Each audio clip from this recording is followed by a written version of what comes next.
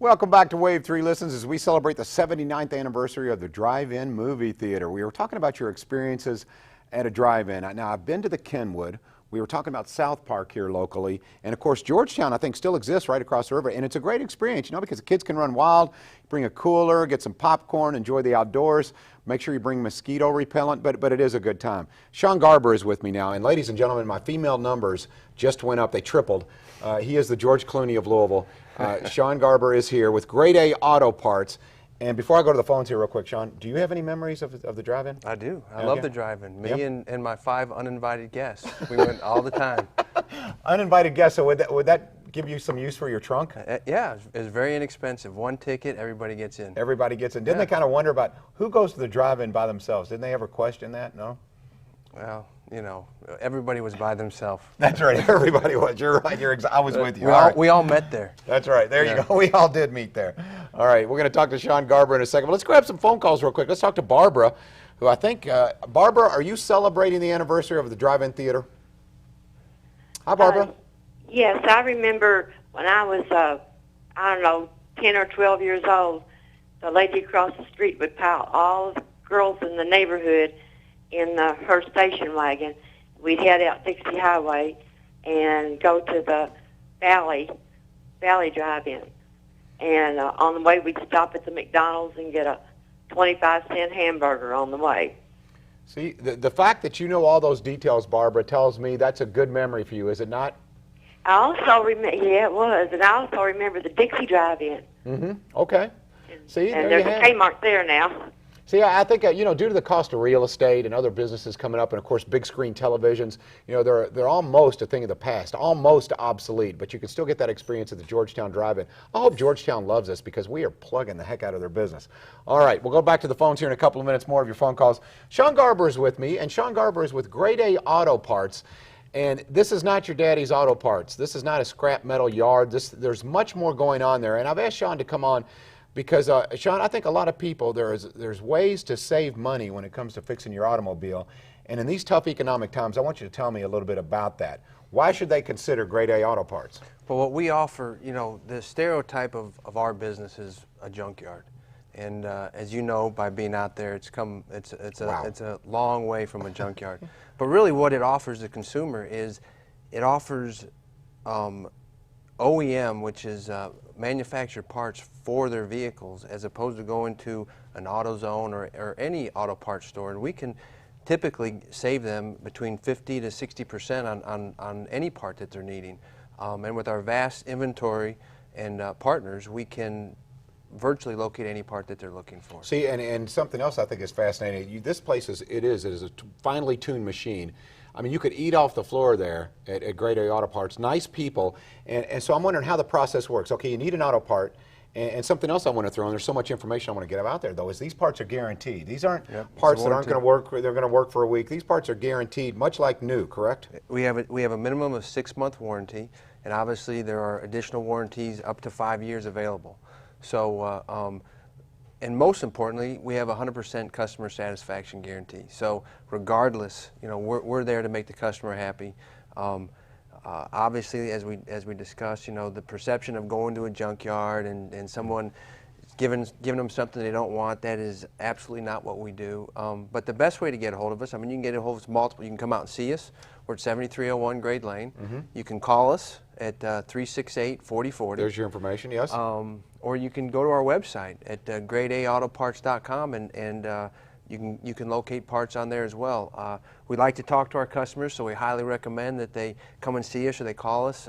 Some of the parts are technical, so it does require some conversation with our service reps, and we love to do that. We love to provide that service, but it is a great savings to our customers and to the consumer. Like I said, it's manufactured parts at half the price. Yes, and they're all categorized, so like Sean was saying, if you give Grade A Auto Parts a call and say, here's the part I need, do you have it, you're probably going to get an answer very quickly, correct? Yeah, they'll be able to locate it on the spot, and they may even be able to diagnose some other issues that they're having that they were unaware of. So, and 50 to 60% off. Absolutely. How many cars do you think you handle per day there at Grade A Auto Parts? Just curious. It's hard to say. You know, we'll get in. We buy scrap metal, so we take in junk and wrecked vehicles as well. So we'll get in anywhere between 20 to 40 cars a day, and certainly we look at those cars for parts. Sure. We look at them for scrap metal. We look at them for a number of different purposes, but all of them are there to obviously satisfy that customer. That's something else I want to talk about here. We're going to go to the phones, but I want to talk about scrap metal. And I know you're working close with state officials trying to get down that theft. You know, there's a little bad connotation with that, but there's good people who scrap. As we were saying, it may be the second oldest profession in the world, right? It has to be. Scrap metal. It has to be. You know, but you've got some people, they're very good people that come down there, and that's how they make their living, and they do pretty well with it. Absolutely. Yeah, so I mean, I think it's really, as far as an economic engine, it's something a lot of people aren't aware of, and they may have items in their home that they could scrap and make some money instead of just letting it sit. We'll talk about that. Let's grab a couple of phone calls here, though, because I had some folks on hold. You're going to help me field these, right? All right. My co-host now, Sean Garber, is with me. All right, we've got Robert in Okolona. Robert, are you celebrating the anniversary, the 79th of the drive-in movies? Are you celebrating that today? Well, I was just watching your program, and actually I wanted to get the phone number for the gentleman with the scrap metal place. I need a mirror, a side view mirror that was knocked off of a Hyundai. Great. And I thought I was calling to call the place, but I also went to the drive-in movie. The Preston drive-in movie they asked me about, and I enjoyed it a long time ago. All right, well, thank you for both of those. Yes, you can give Grade A Auto Parts a call. We'll put that information there. It is on your screen. Be sure to give them a call about any of your needs. Yeah, what a rear view mirror, maybe you need a new carburetor, whatever the case may be, give them a call. We're going to talk about scrap metal and coming back and more of your phone calls. Appreciate your call, Robert. We'll be right back. John Ramsey with Sean Garber on WAVE 3 Listens. Welcome back to WAVE 3 Listens. I am joined by Sean Garber of Grade A Auto Parts. We're talking about the anniversary, the 79th anniversary of the drive-in movie theater. It was in 1933, the first drive-in opened. Some of my memories from drive-in theaters, I remember I took a young lady, I couldn't wait to take her to the movies. And we went to see Star Wars on a drive-in movie theater, and I don't think we saw 1 minute of that movie.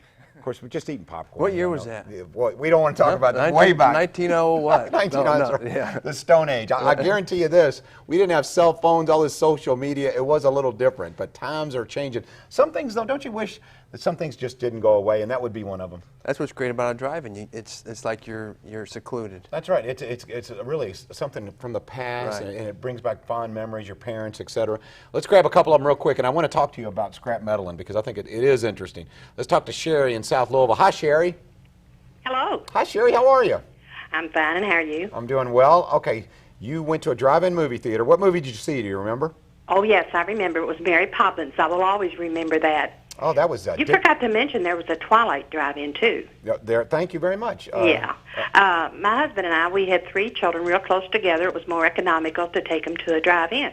Okay. And back in those days, the cars set at a little bit of an incline where put the front seat up higher. Okay. So we'd let the children sit up in the front seat, and we would sit in the back seat.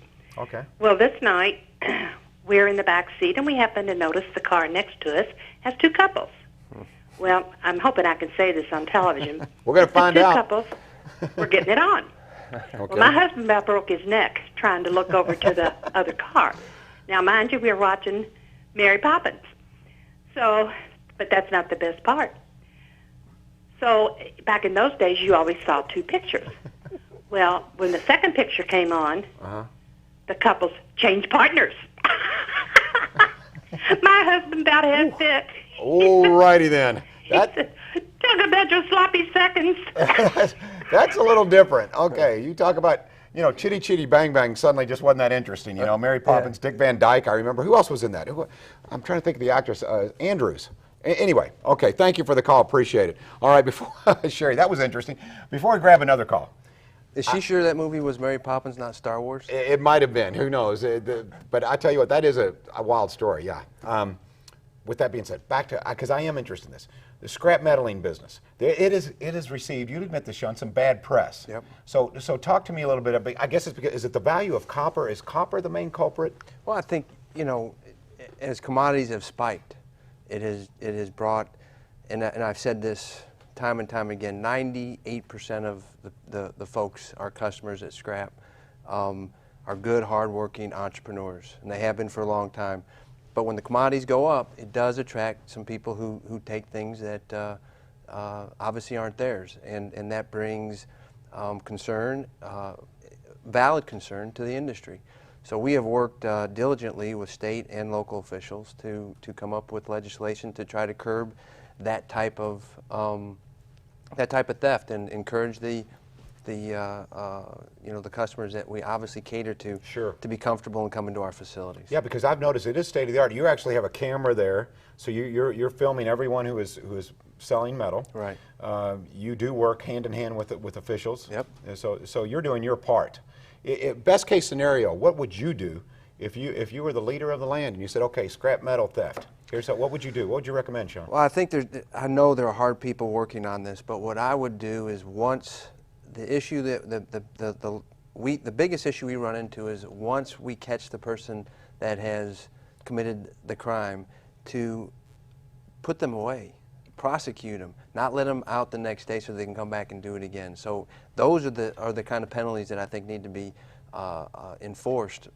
So the deterrent isn't enough. They're not doing anything. Well, if you can deter it, if they're allowed to do it again the next day, it becomes a burden on, as I said, the good businesses and the good people who use those services to feed their families, and that's the most important part that we need to protect. All right, I think your business is fascinating, but I want to get back to the main focus, and that is saving money. Once again, if you need an auto part, I know you service a lot of some of the fine businesses in town. I don't know if you want to mention your clients. With that being said, though, the individual, if you're a guy who works on cars, a gal who works on cars, or if you just need a part and you're going, I'd like to save 50 to 60%, grade A auto parts, right? Well, the way our business is set up, we can help you both sides.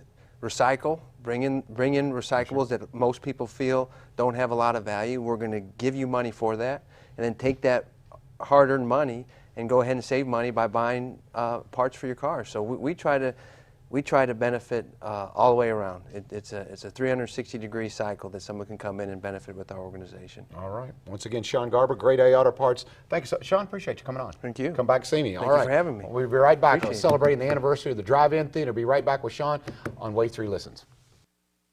Sean Garber, thank you very much. Thank you. You are my man, Sean Garber. Great ambassador for the city, Grade A Auto Parts, and we'll see you tomorrow. Thank you so much for watching WAVE3 Listens.